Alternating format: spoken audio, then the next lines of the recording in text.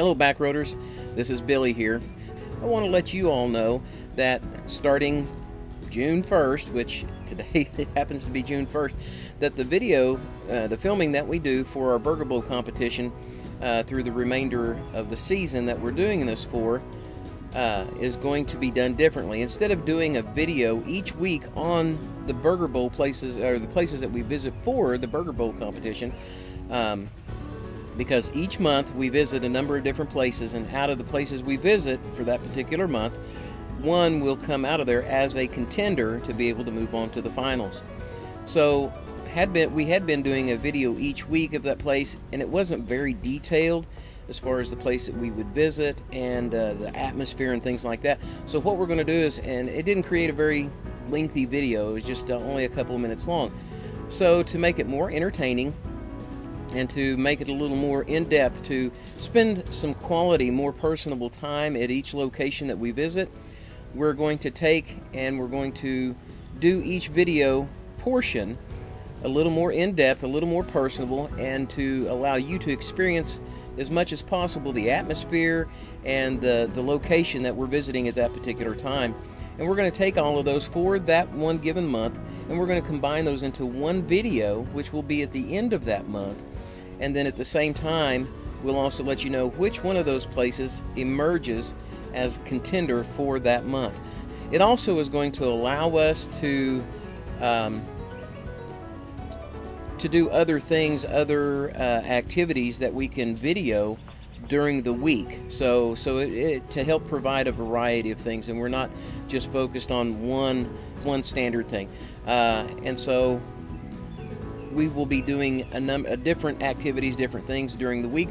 Also, season is opening up. The COVID-19 restrictions are beginning to be lifted, and so this means that we're able to go and visit other places.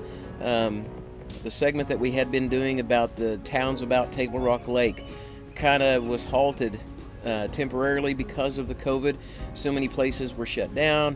A lot of the core campgrounds and things where we had been doing campground reviews are going to start opening back up throughout the state of Missouri, and also in some of the adjoining states. So we'll be able to get back into doing some of those again as well, because there were a lot of people that enjoyed those, and we did enjoy doing them. So be patient with us. We're still plugging along, and we appreciate your support.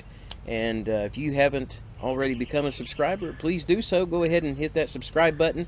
Make sure that you click the little bell icon and click all, so that you'll be notified of new videos as they're uploaded on this channel.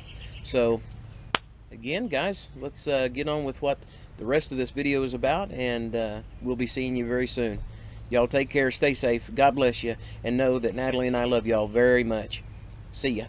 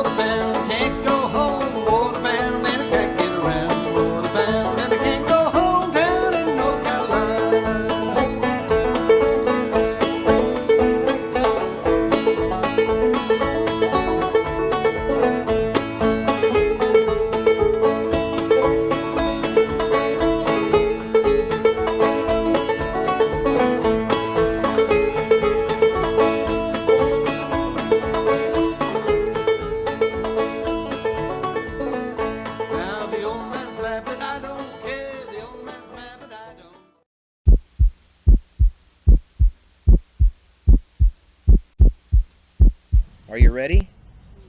Is going to be Billy Gale's Cafe. Billy Gale's Cafe has clinched the contender spot.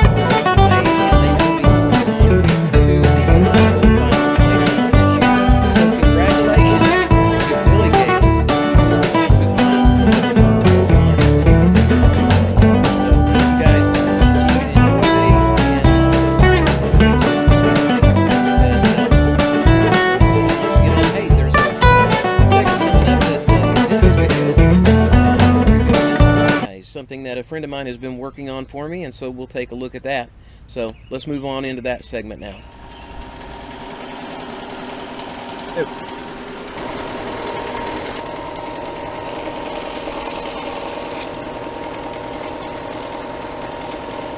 Just trying to get all that stuff off.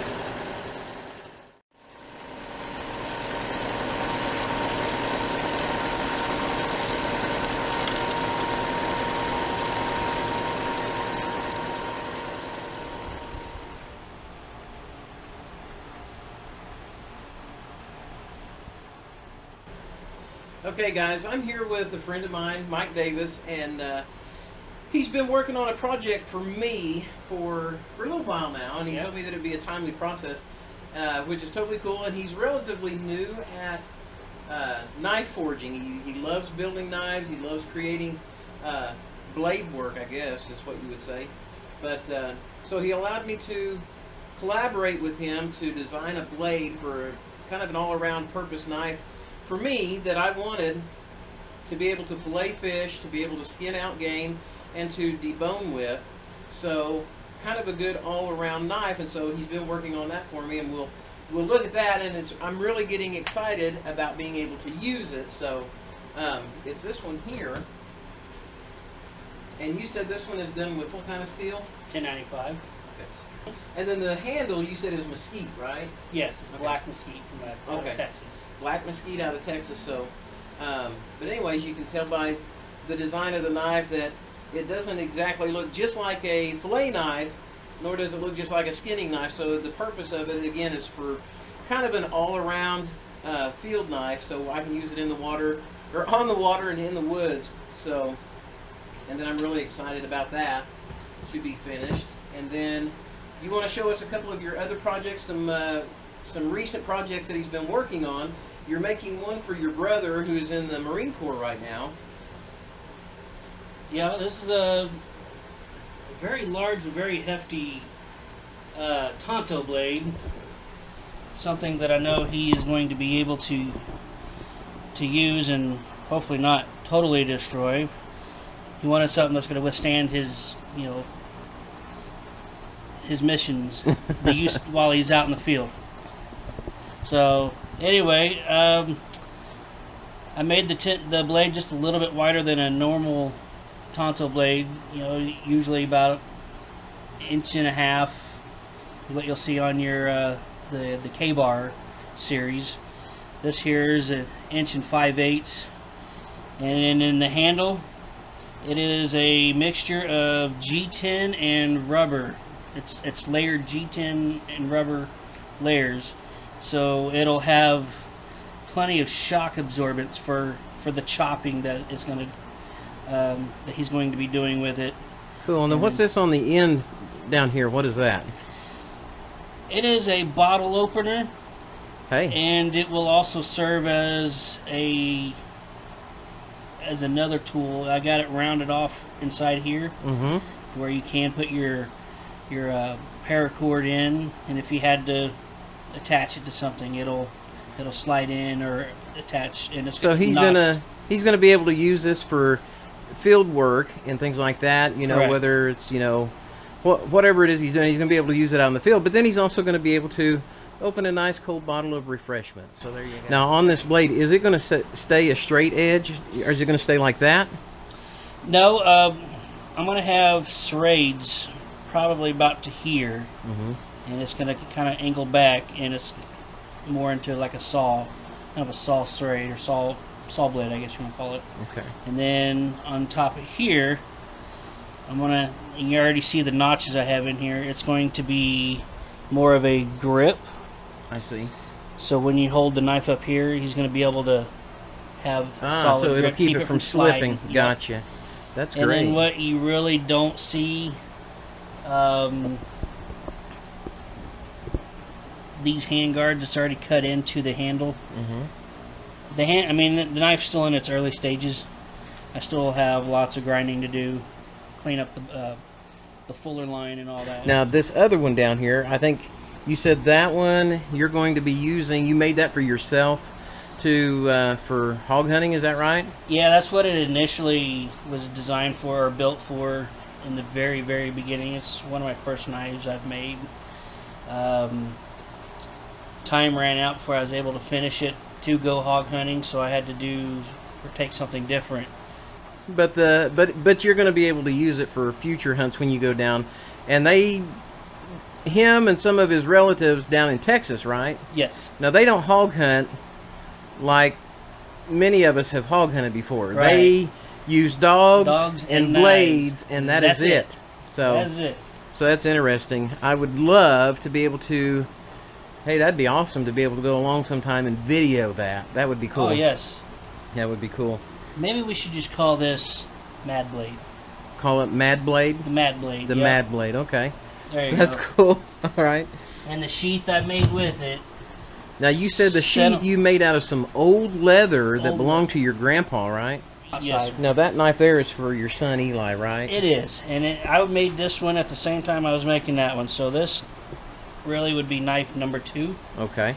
And it turned out phenomenal, I think. Still dirty because he's been using it. He actually goes out in the woods and he'll cut some trees, little bitty trees down with it. But it does the job. The notches in here,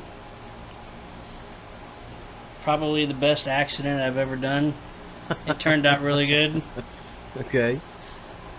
Fortune Fire kind of get creative on top of the grinder, and yeah, I got a little carried away. That's cool.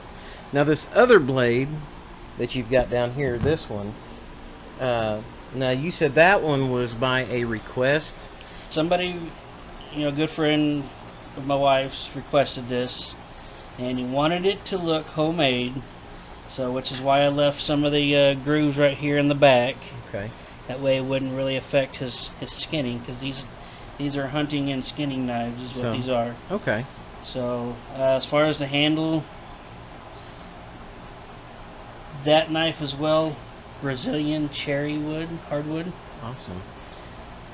Turned out very well. All I did was used boiled linseed oil on it to sheen it up, and then Renaissance wax. Nice. So this is your hobby, and you really enjoy doing this. I do. Because there's times that when I'm up late, and I know that you do security for a hotel company, and that you'll get off work 11 o'clock. 11 p.m. Mm-hmm. And that there will be times that I'll see you posting pictures of something that you're working on at that moment, like at 2 o'clock in the morning or whatever. Mm-hmm. And so it's kind of your way of unwinding. Relief. Yeah, exactly. It's my relief.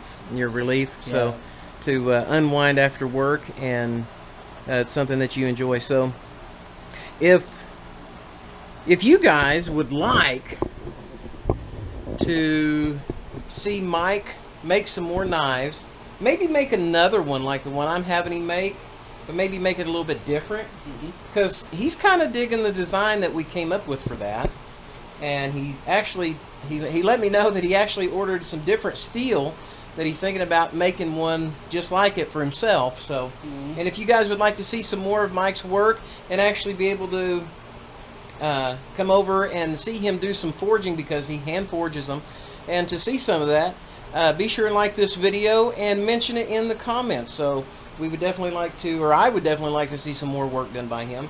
And it's something that you said you've done as a hobby, but at some point would you like it to become maybe just a small business on the side, or to become like a full-time business? I think I'd like to see it come into a full-time business at some point. A lot of your knife makers now, your master bladesmith, they started off as a hobby. Yeah. So what would you call your hobby business here?